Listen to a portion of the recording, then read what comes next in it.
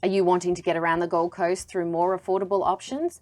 Well, today I'll detail how to get around the Gold Coast without a car. This includes using the public transport, the Translink system in South East Queensland, the GoCard and tapping system, as well as a couple of other services you might want to check out. So let's get started with purchasing your ticket.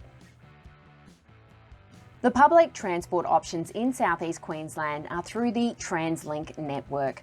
This includes the trains, trams, buses and ferry services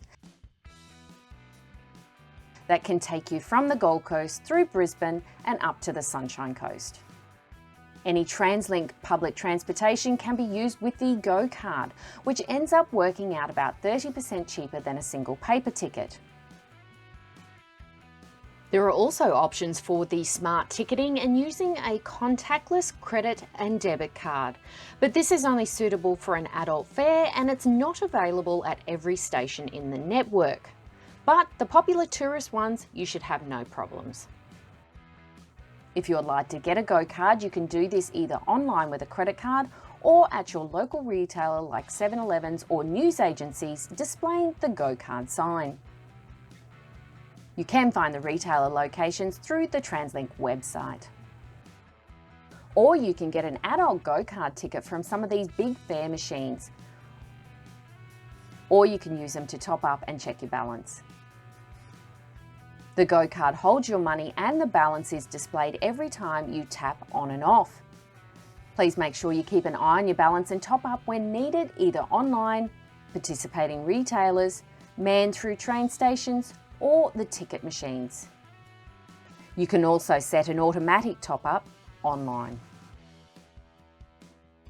Your alternative to this is the GoCQ card. So if you intend to use the public transportation system a lot, longer distances or over a few days, this might be a better option. This instead, you'll pay for an adult ticket for 3 days at $79 or a 5-day at $129 for unlimited journeys on the network. This can be tapped on and off just like the GoCard. The fare prices are charged in zones. A single zone starts at peak times with an adult price of $3.55 and up to $21.48 for 8 zones. Off-peak is slightly cheaper, but you must make sure you tap on and off from each service. Failure to tap off your GoCard at the end of the journey will result in a fixed amount being deducted from your balance. If you're trying to plan out your journeys, this can be done through the Translink App. This uses all networks from point A to point B, cost, walking, platforms, times, and service numbers. This is obviously your go-to app for any public transportation in South East Queensland. But the app does require a functional internet, Wi-Fi or data connection to use. The trams are known as light rail or Glink. This service runs from Helensvale in the north to Broadbeach in the south. This covers most of the popular areas on the Gold Coast down the coastline, but anything else further inland and travelling south from Broadbeach to Coolangatta will be using the bus service. If you didn't know, Helensvale Station is your best station to get to the theme parks, including Wet n Wild, Movie World or Dream World. The TX7 bus runs regularly and circles around the entrance of each park. SeaWorld, however, is in a different area and will need at least one bus to get you there.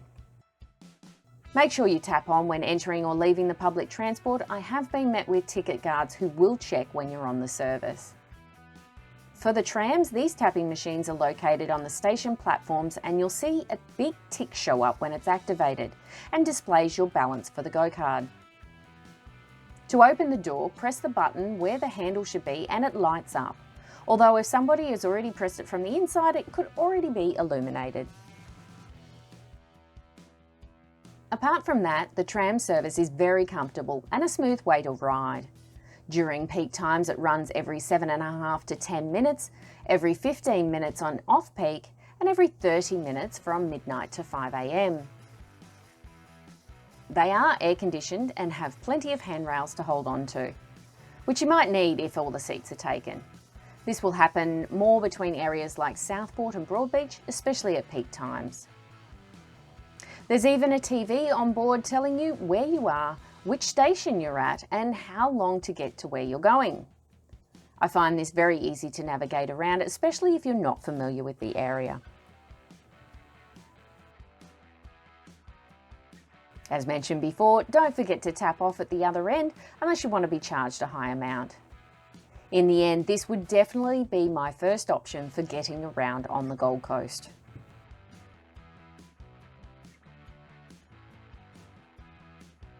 As for buses, you'll be able to find the bus stops listed in your Translink app. At each stop, you'll see a schedule for the bus times and the service number. Once again, you'll tap on and the machine is located near both doors of the vehicle, which is either near the driver or the middle of the bus. The bus service runs between Griffith Uni and Broadbeach, but in this area it's better to use the tram. Although if you are travelling further south, sometimes it's easier just to be on the one bus service and not connect.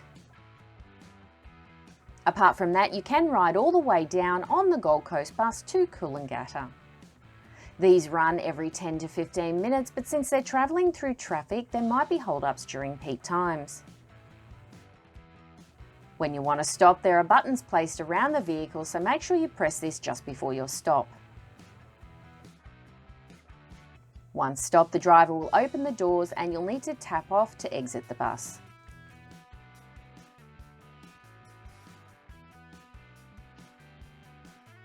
Now, the heavy rail system comes down from Brisbane with only a few stations allocated on the Gold Coast.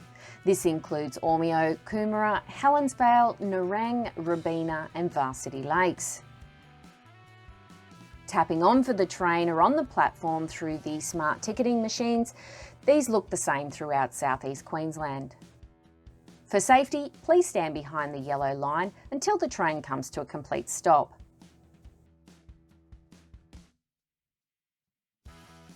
Once that happens, to open the door, hit the button in the middle and it lights up.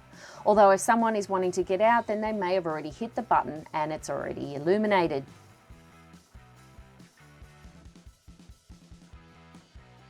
These trains run inland from the coast, so if you're using them to come down from Brisbane, then getting off at Helensvale to transfer to the tram or Glink would be best.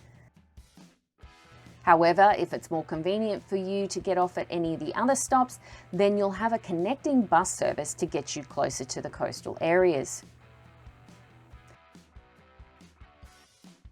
Don't forget to tap off when you're finishing the service.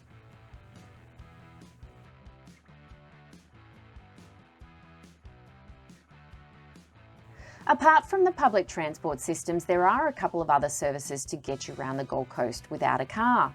This includes the Ubers or taxis, and you can book them through the app. Apart from that, you can call up one of the taxi services to collect you wherever you are, or you can find plenty of taxi ranks located around the built-up areas around the Gold Coast, or flag one down with a light on top, which means they're available. Apart from that, you have what's called the Hopa ferry service. This is a private company servicing 5 different stops in the Gold Coast area. This includes Surfers Paradise, Marina Mirage and SeaWorld. Ticket booths are available at Surfers Paradise and SeaWorld, otherwise you can purchase them on their website or on board the boat. If you're getting from A to B, I do find it a little expensive. A single trip will cost you a minimum $10 for a short ride or $20 for a long ride one way. The daily passes for unlimited stops are $45 per person and a single loop ticket is $40.